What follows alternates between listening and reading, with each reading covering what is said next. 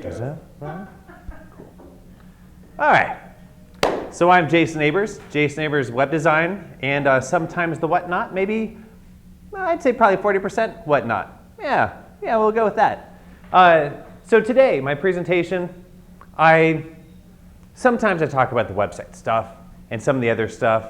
I showed off a neat little GIF that I gave you guys. I don't know if you guys opened it yet. It's the best Christmas gift we've gotten. Yeah, awesome. It's a calendar. That's right. Thank you. Yeah, all right. So that's part of the whatnot, for instance. A whatnot that brings joy and smiles to those who flip through the pages of time.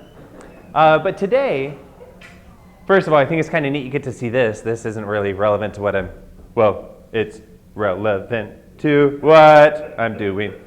But so I'm just going to watch this and just keep talking, if you don't mind, for the next 10 minutes or so. Yeah. That's right.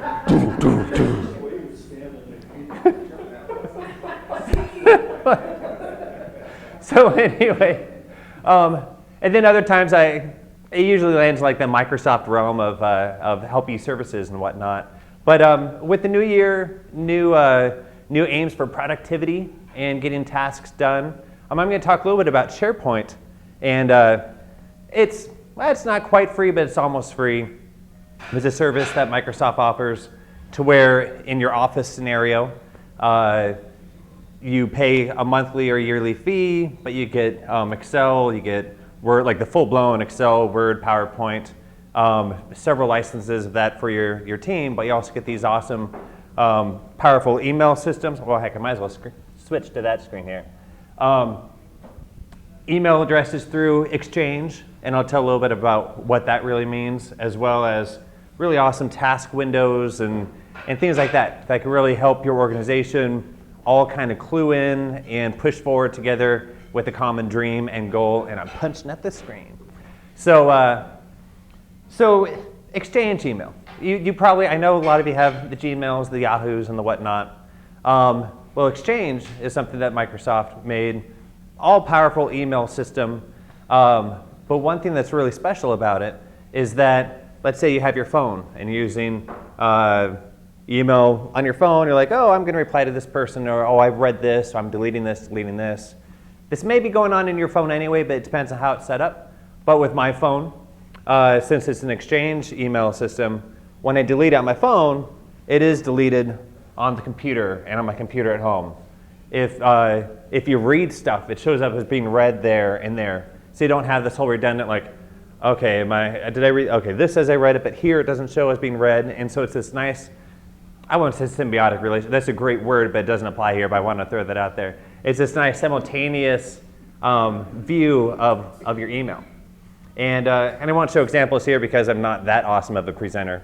But a neat thing, when you bring up your email, it'll even, its little like computer mind will look at your email and say, hey, there might be a task here. Because it'll look and say, hey, is this thing finished? And maybe it finished is this word that triggers like, oh, there may be a task. Do you want me to find a task in here? And you can kind of, it helps you not miss things in your organization.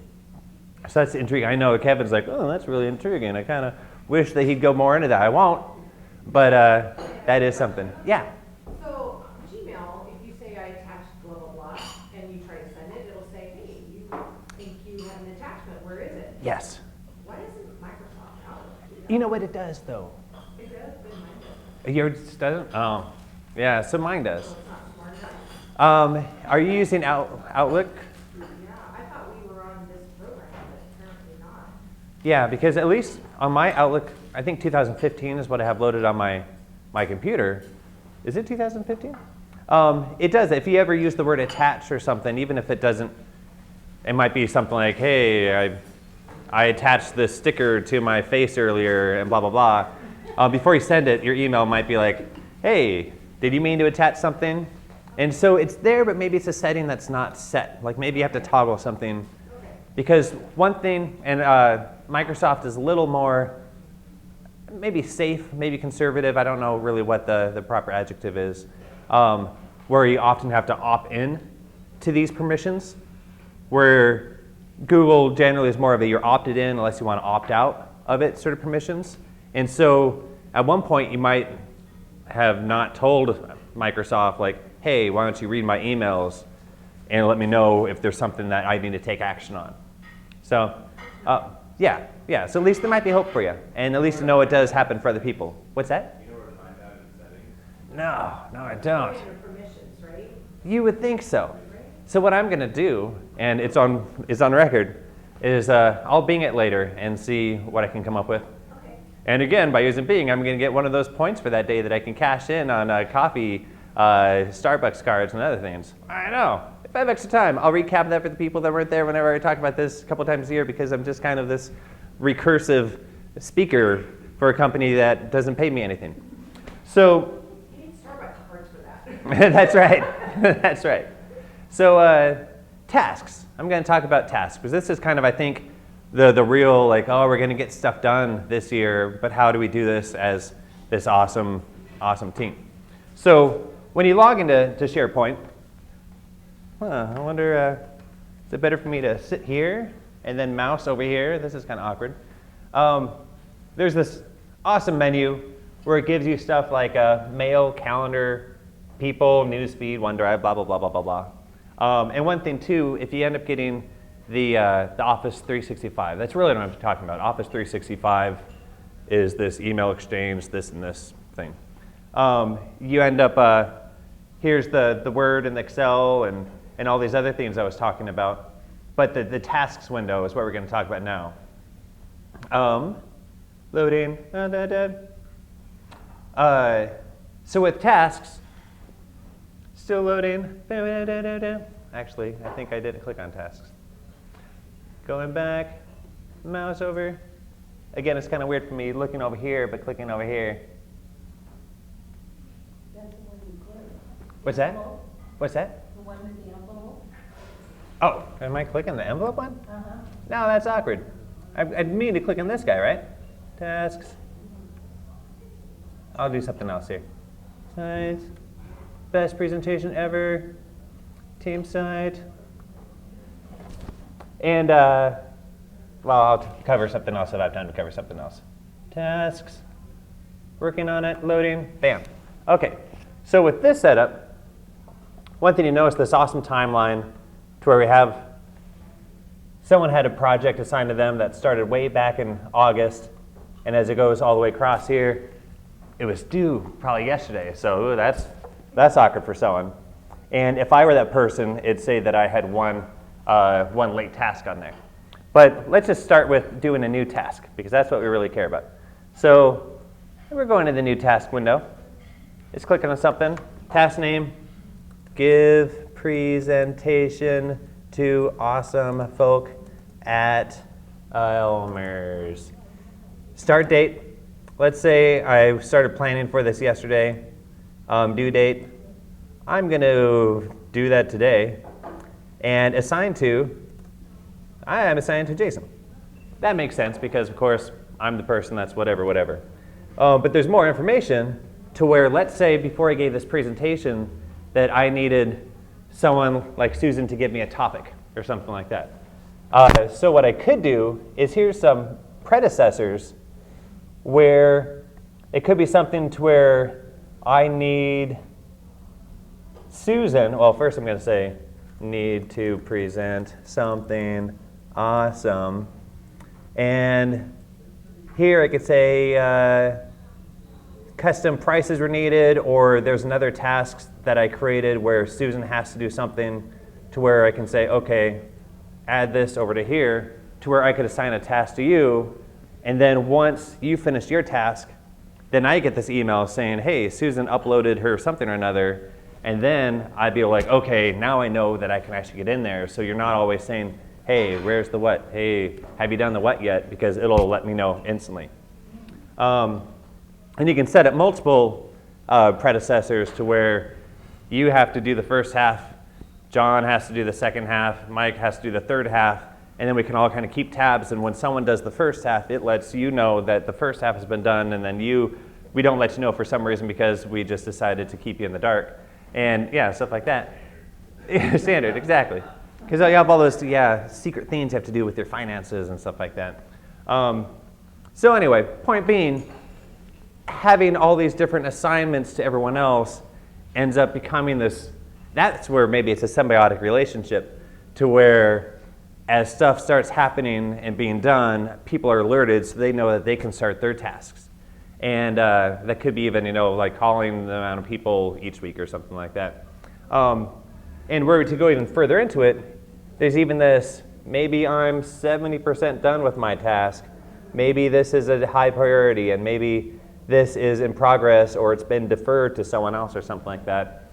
There's all these minutia of details within the task that is a little bit beyond that whole checkbox on a wall whiteboard or something like that, to where the manager or just everyone on the team that has privileges to see such stuff can all look in together and be on the same page. And you can even get into the realm of wacky alerts to where, in fact, let me go back to the previous screen here. And of course, since this is a quasi-organized presentation, if there's any questions that you think I might not get to or that just kind of come up at any point during this, you can blurt it out. You can blurt it out by like throwing something at me and I'll notice you out there. Or Jesse might already know it regardless. Is it the same as CRM? It is, well, it's a content management system of sorts, which I don't know if that's really what the acronym CRM really is. What's the R for that, do you know? Retention. Retention? I have a CRM program. Once I put your email into my system, it automatically emails you for oil changes and stuff like that. And it also sends you to a survey to tell us how it did. So yeah, that's part of my CRM. Which I received part of his CRM's nugget. It got sent to me, thank you very much. Yeah, so we have one at work through corporate, and they use it a lot, but we are like in the dark as to how to use it properly, and I know there's like a gazillion ways that you can use it. Contact, recontact, and notes. We use it for order. We have a service that we're able to order gifts for our clients through corporate, through it. We just let them know what we want to send and what it's all about, and then boom, they send it. But there's like it's huge, and it could be something really good. I just don't know. Yeah, no, it's huge and really powerful. Yeah, and I'm sure it's wonderful, but So there may be some overlap with your CRM in this CMS, content management system. okay. Because it's Microsoft, and it looks kind of like. Yeah, that same tab windows and menus at the top and stuff like that. And so this, at least what I'm showing you, is more focused on within the company communicating and flowing with each other, whereas that is more of a reaching out from the company and keeping these relationships going and reaching out to them and having them come back, the whole retaining aspect of it. I'm just going to show you like the messaging side of this, I think, and then I'll move on to the next topic, just because it's kind of a neat menu. So clicking on, and here's where you can create subtasks. And that's where like afterwards you realize, wait a second, I can't do this until I have the beautiful list of hand lotions that are available. Because how can I apply lotion, is my task, to my face if I don't have the proper lotion from Susan? So that's right? So, okay, let's see. If we view item here, bringing it up, then workflows can get really complicated. Actually, do I even want to go there? Yeah, I wouldn't even go there. So anyway, tasks. That's kind of, at least it exists, kind of dipping your feet in stuff. And that is that. Another neat thing is you end up having your own. You saw a team site earlier. Let me go back to that here. Clicking on this, clicking on this. And for this company, how they've set things up, or I even helped them to do some of this stuff, is we've set up these miscellaneous links on the left to where, let's say we have, let me click on images here. We have these repositories, is that the right word for it? To where if you click on one of these folders, we all have access to these pictures here. And so we have all these organized. I know I've talked about OneDrive before and that sort of thing, but this is a more company-specific thing where you can go look at these pictures. If someone changes a file, you can make it so an email someone that says, hey, this Word document has been changed by Johnny, so you may want to look over at it because Johnny is terrible at updating Word documents. Something like that. Because we all know Johnny, right? How is this comparable to, say, like Dropbox? Okay, that's a fair, fine question. So this, in terms of that versus Dropbox, is one thing I think they do a better job of the thumbnail side of managing pictures, so at least you're kind of seeing more of what you're seeing as you're doing it. As far as like what you can do with these pictures, like if I were to click on this guy, let me go to more information here, advanced. So with this, and you know, this is probably hidden in Dropbox too, but you can check out things. So if it is a Word document, for instance, or a picture, you can check it out, then other people can't access it until you've checked it back in. That way, you know that you might not make a change to something where someone else does or whatever, and then they put it back in there, and they're like, wait, where are my changes? I was supposed to do this first or whatever. So there's this whole kind of library system in there. Also, usually how Dropbox is typically used, it's more of a, hey, you can have this file now sort of a deal, versus this being more of a upload stuff to it, download stuff from it. It's more of like a shared folders experience to where it's just like a folder in your computer, but it just happens to be online. We had, I just recently went through the ASA, I was on the committee for ATE for next year. And A lot of acronyms, man. Carry on. Automated Training Expedition.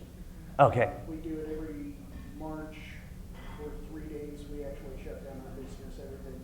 But I was on the committee to select all the classes for those 3 days.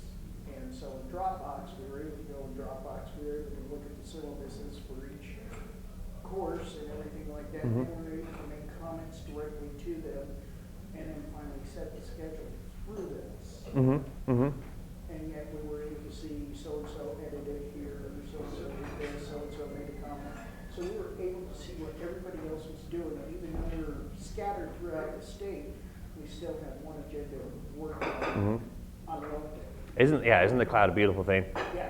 Yeah, It yeah. really was, and there was no check-in, check-out of files. It's, you can review the file, make your comments, make changes, upload. Mm-hmm. Just a seamless experience. Yeah. And is that your free version of Dropbox? Or a paid? Okay. So, and how many gigs do you know that you have for? My God. I think there were 4 gigs on there. Okay. And there's a lot of classes. We Yeah. have 400 classes to choose from. Ah, that's ridiculous. So, one thing, in kind of more of more equal comparison between Dropbox would be OneDrive, which, and I've gone over that before, right? In fact, here's my trip to California and stuff. I went over during New Year's. That was kind of neat. Look at me having a good time. It's all Christmassy and stuff. So OneDrive is initially a free service, but it's more of a starting with, I think, like 15 gigs or something like that. Same thing where you can edit Word documents together, see who's edited what, Excel sheets and stuff like that. So my kind of initial OneDrive could be better than Dropbox because you get 3 times as much for free right off the bat. But also when it comes to working with Word documents and Excel sheets and whatever, it's all legitimate Word, Excel sheets within there, and they have the same comment tracking and stuff like that. But Dropbox, they've been in the game for a long time. They have apps for all their phones, you know, and operating systems too. And so that generic answer of whatever works for you, sort of a deal. But you can look into OneDrive versus Dropbox or Sharepoint you can use in that same facet as well. But I think with Sharepoint, and it's not fibbing if you don't really know. Maybe it is. Maybe I'm fibbing. But the if this then that kind of action sequence of what you get for Sharepoint versus what you get for Dropbox. Yes? How's the security on it? Oh, that's such a good question. So by default, SharePoint, the question was, how's the security on that? they force people to change their password up every couple months. And of course, that's something adjustable, I assume. I haven't looked into it because we just thought like, oh, that makes sense. And there's the whole, it has to be complicated enough for this and that sort of a deal. And then also, the way you can restrict who gets to see what, but who gets to edit what. I mean, you have all these checks and balances along the way to kind of control that content as much as you can. And then there's this ultimate, I just assume that Microsoft servers, they know they have to be really secure with stuff, so they're going to do all the encoding and encryption and whatever that is necessary. But beyond that, I have no idea. Yeah. This works on what system of Windows? Oh, this. Does it have to be 10 or? Oh no, the beautiful thing about Sharepoint is that it's browser-based, right? So if you're using Firefox, Internet Explorer, Chrome, or whatever, you're just logging into this web portal. Okay, kind of like the cloud. Yeah, definitely like the cloud. One could. From your phone or anywhere. Yep, exactly. But then also what you can do is in this, well, now Dropbox may do this too now, but you can also do something where you can open folders within your computer that are on SharePoint and just browse them like you would anything else and drag and drop and whatever. And so you have that nice Windows symbiotic relationship. There we go again. This time it works again. I Yep. think the biggest thing is the integration with everything that we use. Because we use this and it's seamless. You know, I don't even realize that things are complementary. Yeah. And everything works together. And because it's all within that Windows 365, it's made to work together. Mm-hmm. So I think the integration is the biggest thing. Integration is key. Integration is booyah. Oh, that sounds so stupid. I don't think that should be, I feel kind of lame. I started off the year that early with saying integration is booyah. But let's see, since there's no Byron here, how long are we into this thing? Oh my gosh, I've been talking for 22 minutes. So does anyone have any other questions before I blow your mind with this diagram? Look at that thing, that little pink thing at the bottom. Yeah, now it looks like we're in the Matrix or something like that. Oh, Zach. He's over there.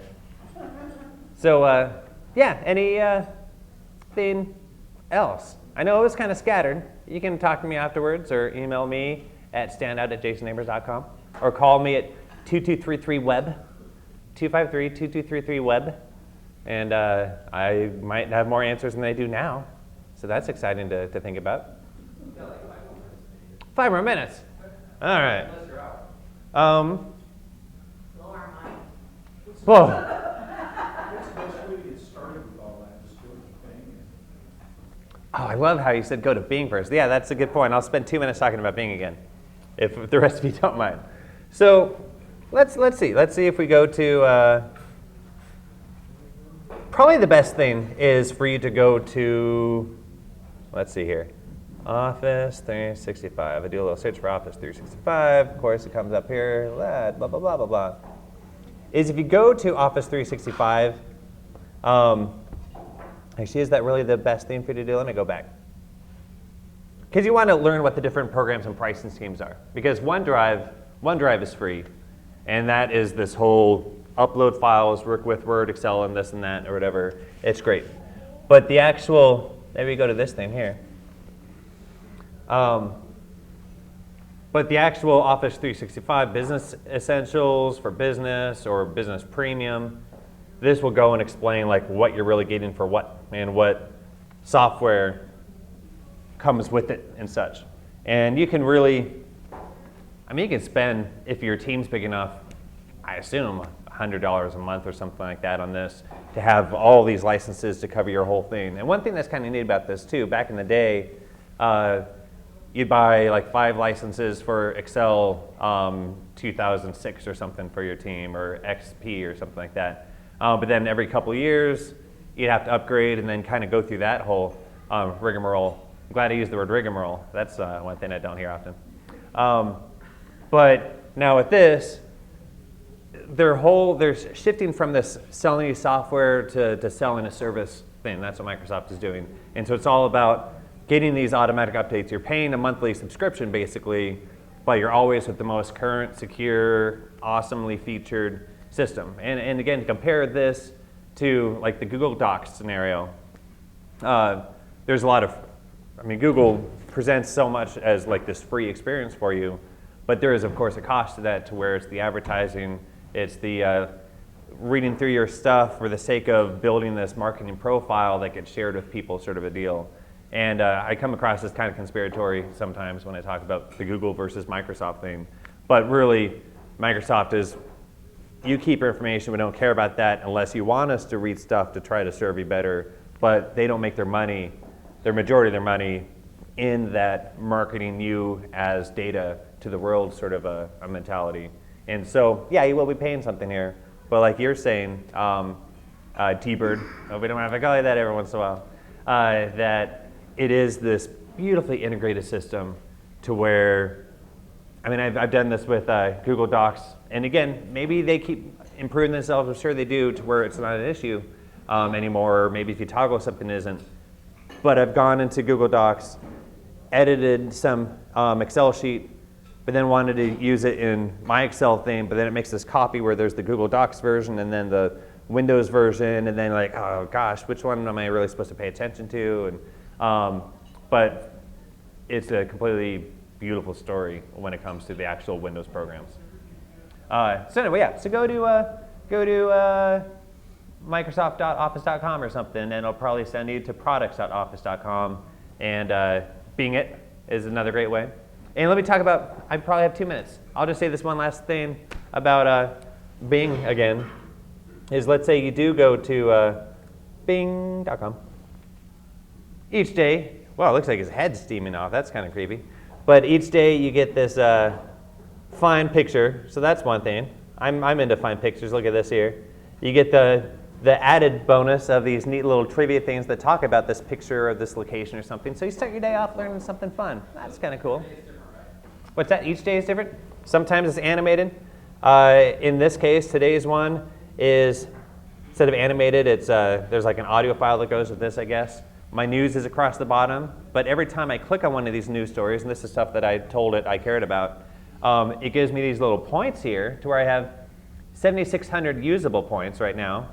And the neat thing about that is, and you can get up to several points every day or something, is that you can actually use those points to buy things. Like for 475 points, I could get an Amazon gift card, and just by doing whatever searching I normally do anyway. And so I would do it just for the pictures alone. I do it just because they're a Washington-based company and I like supporting the local heroes. I would do it because they're not searching my data to come up with a marketing profile on me to sell to other people. But that benefit, I actually get paid to do. I guess I was wrong earlier. I actually get paid to use Bing, at least, by where I get to keep buying things through it. Whether it's coffee, whether it's donating gifts to schools, whether it's drawings to win products and software and whatever. Look at that. There's even a Chipotle gift card for $4.75. So that's kind of fun. So I think that might have been 5 more minutes, but any lingering questions for the first presentation of 2016? And oh, what a start it was. I have a question. Yes. I use Outlook, Mm-hmm. and how come, even though I have people that I email to, every once in a while, I'll go on there to type in their name, and it won't bring up their email to me. Like their email address doesn't pop up? Yeah. And then I have to go back into search and search through the whole thing again. You know what I would do next time you have someone like that is when you see their email up here, if you were to click, like if you hover, at least for me, right, this window comes up, you can add them to your contact list. And Just add it again. yeah, so like actually save them to your address book, and then you can add in even more information like when their wedding, was or things like that. And that way, and you can even put what you want their nickname to be. So maybe it's, bestie, my best bestie or whatever is what you like to call the person. Then if you type best to bestie, then their email address will come up. And so find an email from them and just make sure that you actually save them into your address book. And that should make a difference for you. Yeah, because sometimes it's so frustrating. Yeah, And then I go to pick it and it says, can't find it. it is sad. I have a question. Yes. Follow up to the other question.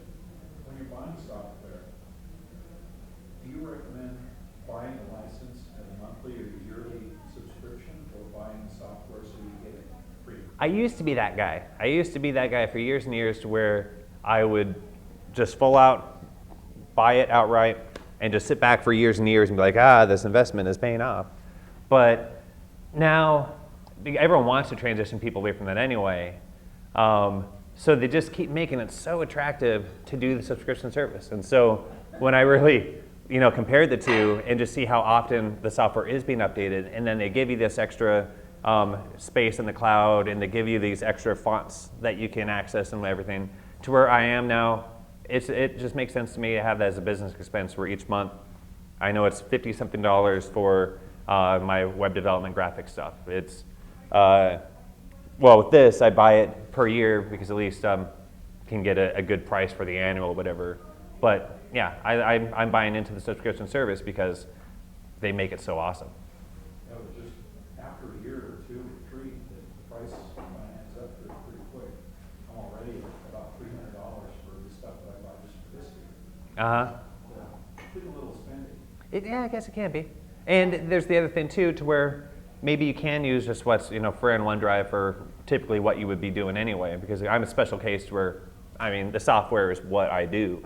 So yeah, you can probably get away with that not being you when it comes to Word and Excel and whatever. I actually have a 365 for the business. Uh-huh. It runs me about $10 a month, and I get 5 licenses. And last night, I just went through a major update. And all that, you wind up spending about $120 a year. And when I think about it this way, is that I've watched Microsoft come out with version after version of Windows and stuff like that, version after version of Office and Excel and everything like that. And I find that for $120 a year, if I go out and I buy all their other stuff and I buy it separately, I'm actually saving about $400. And with those 5 licenses, You can assign them to anyone. you can, so like my sister, she gets one of those licenses. Those sorts of things. I assume that's legal. That's right. It is time to cut off before I stop talking about where I'm dishing these licenses out. Thank you for that. Thank you for your attention and for going along with my excellently organized presentation, everybody.